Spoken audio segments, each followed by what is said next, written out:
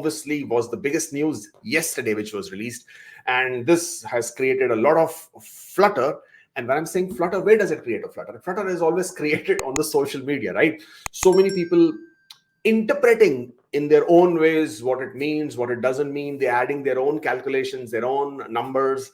And sometimes so many things which are more interesting gets lost in translation.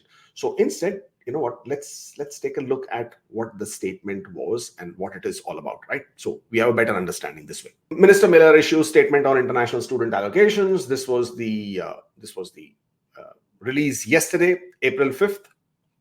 And net zero first year growth model, right? So what they're looking to do is they have established the number of international students whose permits will expire this year for 2024.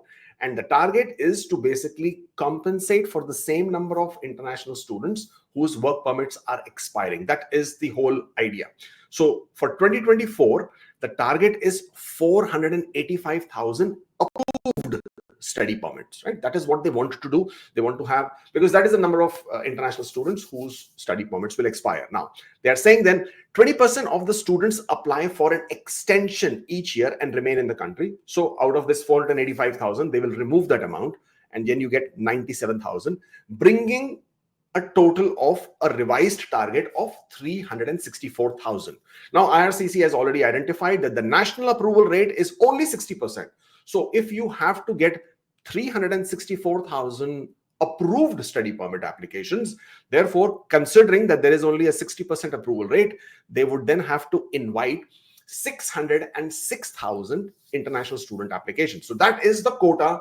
That is how they have come to this number. That was how the calculations were made, come to this figure of 606,000.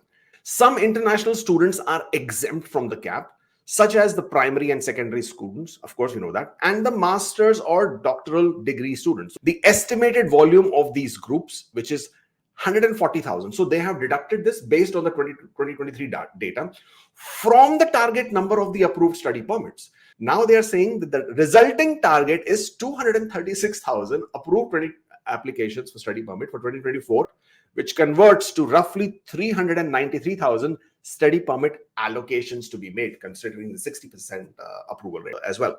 So after that, they have finalized the provincial and territorial allocations. And what they have done is that in addition to whatever the allocations were, they have variables that may influence the numbers. And then they have made a percentage change for each province as well. Now, coming to that, they have finalized that the cap space allocated to the provinces and territories is going to be roughly 392,000, because the total approvals that they're looking for is about 235,600. With that, Alberta, and this is where it becomes interesting. I'm just going to the next page. So we have the final. So this is the final allocation after top-ups. Now, they have been giving some top-ups as well based on the province's the amount of population, how many number of people live in that province, what was the previous year, so which is 2023's allocation, not allocation, what was the 2023's numbers of students who were actually approved for that province, all of that. So they made a top-up allocations as well, or top-up adjustments, which is C over here. To cut a long story short, because I'm sure you don't want to get bored with all these numbers at this point of time, Alberta actually got a 10% increase in their number of allocations. So it was an increase in their allocation, giving them a total revised allocation of 40,894, approximately 41,000 for the year 2024. That is what they will get. British Columbia has a decrease of 18%. So they will have only 83,000 this year, 18% less than last year. And mind you, the approvals are here, okay? The 83,000 is not the number of students who will come to BC. 83,000 is the number of allocations or number of provincial attestation letters, as you would already know by now. That is what they will be issuing to all these students to get the admissions, or the number of applications they will be accepting. So 83,000 is the application, but actual approvals will be roughly 50,000.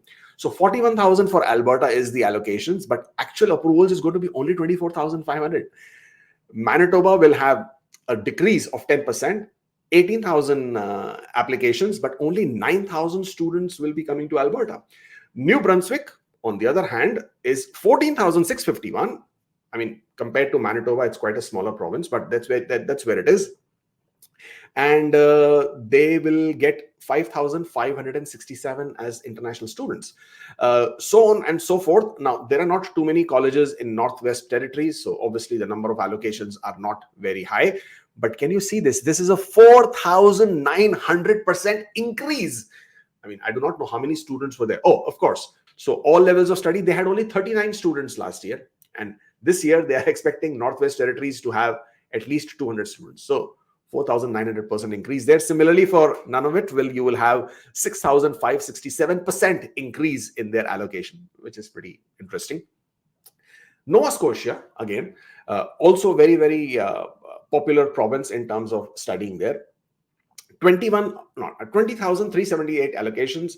Actual number of students who will be coming to Nova Scotia, only 7,744. Trust me, there are some universities and colleges there which are going to be very, very disappointed. And the biggest one of all, the largest allocation was given to, of course, Ontario, because they tend to have the largest number of, they also have huge number of universities and colleges, and they also have the biggest number of the chunk of the students. So therefore, the allocations, when I'm saying again allocations, just to remind you, this basically means that these are the number of applications that will be accepted. The approval will only be for 141,000, which is 41% drop, and so on and so forth. And you can see the numbers here as well. So this was the advisory that came from IRCC. And this is where, a lot of people got into a flutter. And I'll talk to you about some very interesting numbers in a bit. But this is what the main advisory was yesterday. And the data shows that some provinces obviously got a higher number of allocations. Some obviously got much lower. Yes, please don't forget to subscribe to the channel, because, hey, the channel needs to get subscriptions, right? And you're not paying anything for it. So by subscribing, all you get is a bell notification. So whenever I go on live and there's a new video, it might be another call for you to save some more money, right? Of course, follow us on Instagram. If you wish to book an appointment one-on-one to discuss more about your application, this is the link. By all means, please use this link, book an appointment. We can always talk more about your application and your races. Thank you so much for joining in again, and I shall see you next time.